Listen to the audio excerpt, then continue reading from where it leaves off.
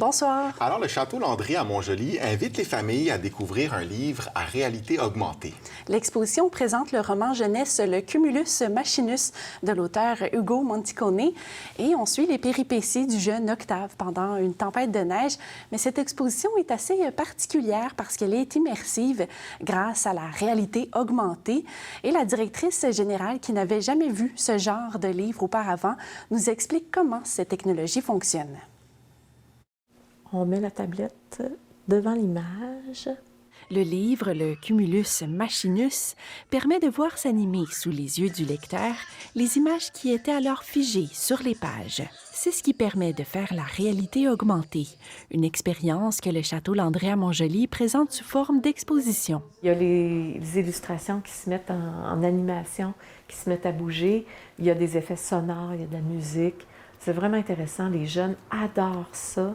Le roman pour enfants est réalisé par l'auteur Ugo Monticone avec la collaboration de l'illustratrice Orbi et le concepteur sonore et vidéo Marc Sauvageau. Ils sont venus passer 2 semaines ici au château l'hiver dernier, avant l'apparition du livre, pour faire les tournages en réalité augmentée.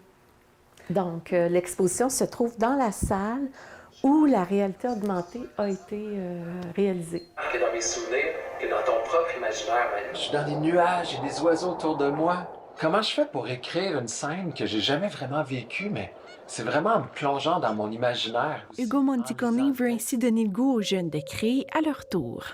On voulait apporter un côté pédagogique, médiation culturelle, présenter notre métier, présenter comment le livre a été créé. L'auteur croit que les livres jeunesse à réalité augmentée seront de plus en plus accessibles. Pour le moment, il faut quand même télécharger une application gratuite. Je pense que dans le futur, ça va être intégré directement aux appareils ou peut-être même un jour aux lunettes directement. Je pense que la réalité augmentée va vraiment faire une incursion dans nos vies. C'est tellement important de favoriser cette expérience-là, parents, enfants, lecture à voix haute.